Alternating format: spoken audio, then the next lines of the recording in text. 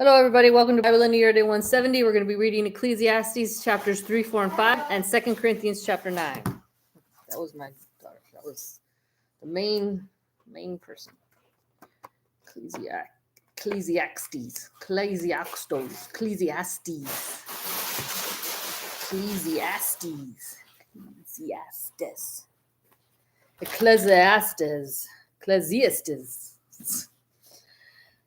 All right, we're on chapter capítulo 3. Everything has its time. I always forget my. How do you say glasses in Spanish? I forgot as well, actually. Right when I hear the word, I was like, yeah, that's it. Let's do that. Español. All right. Let me see. See right here.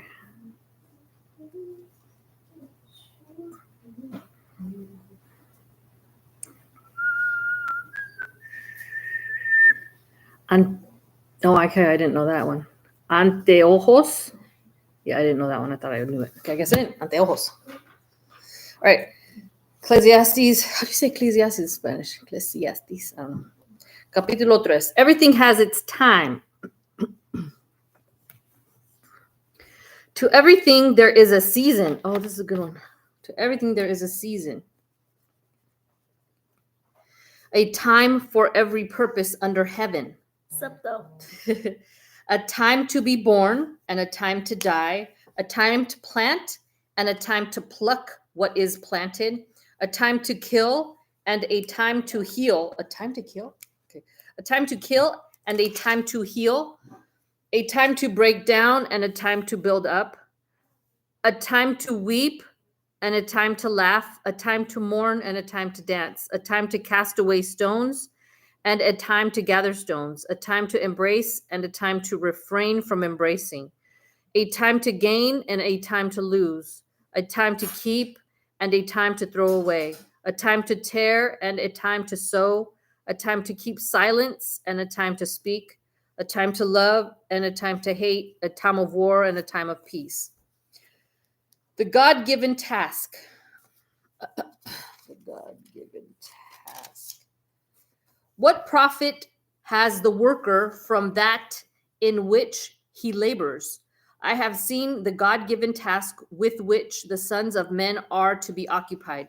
He has made everything beautiful in its time. Also, he has put eternity in their hearts. Trying to see if I did. Eternity in their hearts. Okay. Except that no one can find out the work that God does from beginning to end. I know that nothing is better for them than to rejoice and to do good in their lives. And also that every man should eat and drink and enjoy the good of all his labor. It is the gift of God. I know that whatever God does, it shall be forever. Nothing can be added to it, and nothing can be nothing taken from it. God does it that men should fear before him. That which has already been. And what is to be has already been. And God requires an account of what is past. Injustice seems to prevail.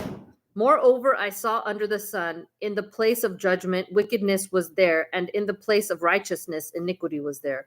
I said in my heart, God shall judge the righteous and the wicked, for there is a time there for every purpose and for every work. I said in my heart, concerning the condition of the sons of men, God tests them, that they may see that they themselves are like animals.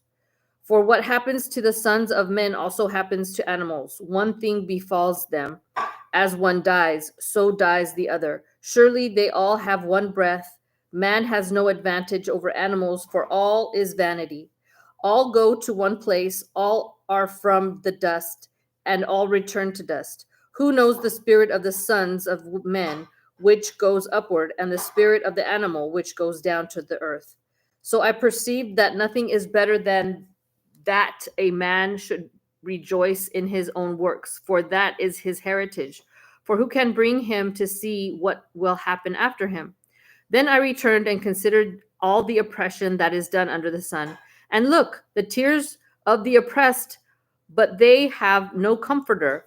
On the side of their oppressors there is power, but they have no comforter. Therefore I praised the dead who were already dead, more than the living who are still alive. Yet better than both is he who has never existed, who has not seen the evil work that is done under the sun. The vanity of selfish toil. I'm so sorry. I'm trying to spread this stuff out. Again, I saw that for all toil and every skillful work, a man is envied by his neighbor. This also is vanity and grasping for the wind. The fool folds his hands and consumes his own flesh. Better a handful with quietness than both hands full together with toil and grasping for the wind. Then I returned and I saw vanity under the sun. There is one alone without companion. He has neither son nor brother. Yet there is no end to all his labors, nor is his eye satisfied with riches. But he never asks, for whom do I toil and deprive myself of good? This also is vanity and a grave misfortune. The value of a friend. Two are better than one because they have a good reward for their labor. For if they fall, one will lift up his companion. But woe to him who is alone when he falls, for he has no one to help him up. Again, if two lie down together, they will keep warm. But how can one be warm alone? Though one may be overpowered by another, two can withstand him, and a threefold cord is not quickly broken.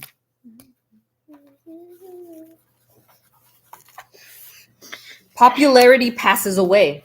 Better a poor and wise youth than an old and foolish king who will be admonished no more. For he comes out of prison to be king, although he was born poor in his kingdom. I saw all the living who walk under the sun. They were with the second youth who stands in his place. There was no end of all the people over whom he was made king. Yet those who come afterward will not rejoice in him. Surely this also is vanity and grasping for the wind. Ecclesiastes 5. Fear God, keep your vows. Walk prudently when you go to the house of God, and draw near to hear rather than to give the sacrifice of fools, for they do not know that they do evil. Do not be rash with your mouth, and let not your heart utter anything hastily before God, for God is in heaven and you on earth. Therefore let your words be few.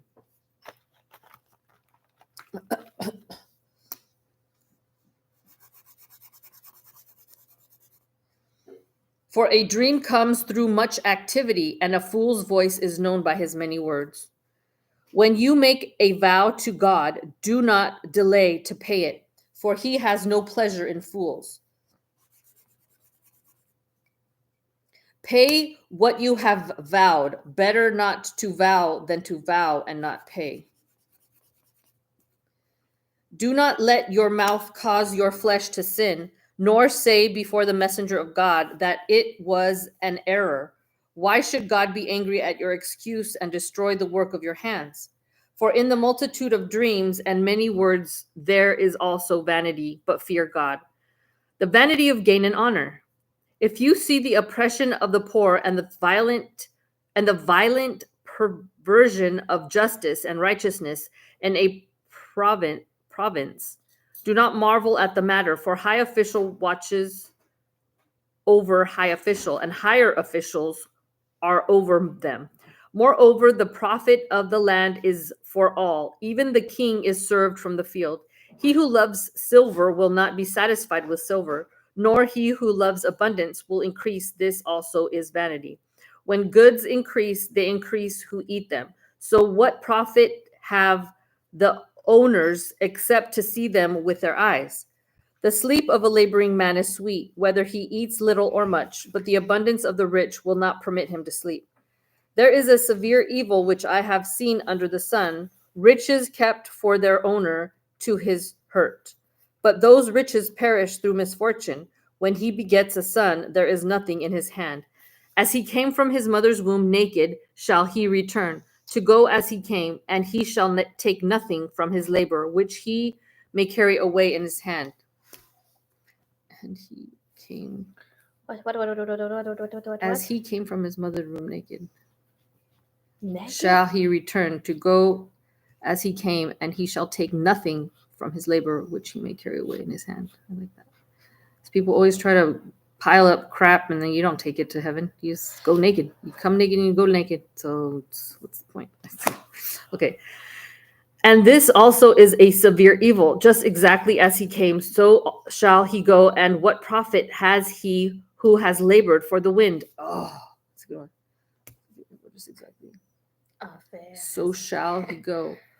What profit has he who has labored for the wind? Oh, man, that's good.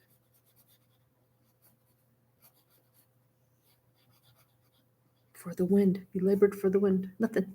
All his days he also eats in darkness, and he has much sorrow and sickness and anger.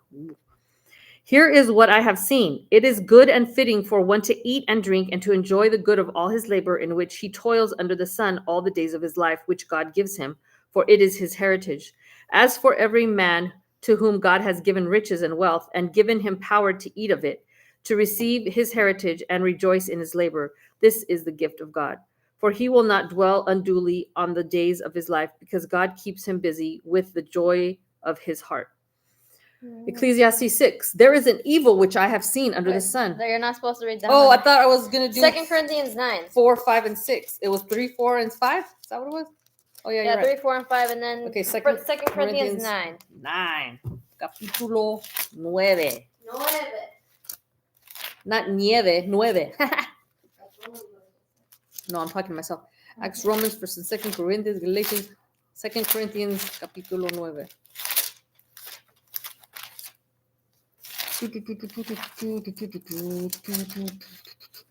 Administering the gift.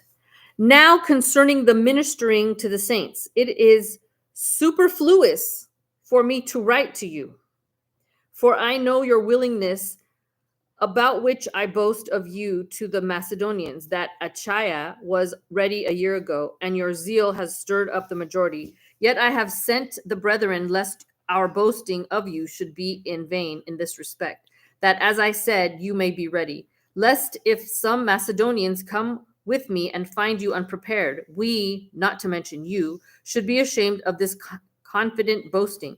Therefore, I thought it necessary to exhort the brethren to go to you ahead of time and prepare your generous gift beforehand, which you had previously promised, that it may be ready as a matter of generosity and not as a grudging obligation. The cheerful giver. But this I say, he who sows sparingly will also reap sparingly. So, do you mean so like as in knitting, or I'm just kidding? No. I'm just kidding. I'm messing with you. And he who sows bountifully will also reap bountifully. Yeah, just know sowing. Does this kind of sow mean like they're crying or something? No, sowing like giving tithes and offerings, like give money. Oh, so if you give, I have thousands of dollars and I'm going to give like $1. So God will say, okay, I'll give you a dollar blessing.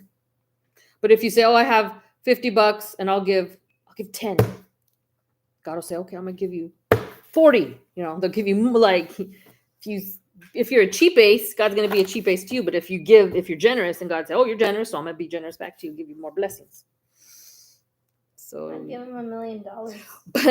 But you can't do it all pissed off. Like you say, I know I need to give generously. Here's a 20. Whatever, take it. Then God's going to say, that's not a good heart. You're not doing it with the right attitude, so forget you. You that's not good either. Yeah. You have to do it joyfully. If you can't do it joyfully, then don't do it. He's not in a good mood. Right. Okay, so let each one give as he purposes in his heart, not grudgingly or of necessity. So don't do it pissed or like, I have to do this. Here you go. For God loves a cheerful giver, and God is able to make all grace abound toward you, that you always having all sufficiency in all things may have an abundance for every good work. As it is written, he has dispersed abroad, he has given to the poor, His righteousness endures forever. Now may he who supplies seed to the sower and bread for food supply and multiply the seed you have sown and increase the fruits of your righteousness, while you are enriched in everything for all liberty, which causes thanksgiving through us to God. For the administration of his service not only supplies the needs of the saints, but also is abounding through many thanksgivings to God. While through the proof of this ministry they glorify God for the obedience of your confession to the gospel of Christ, and for your liberal sharing with them and all men, and by their prayer for you who long for you because of the exceeding grace of God in you. Thanks be to God for his indescribable gift. God bless. Adios, amigos.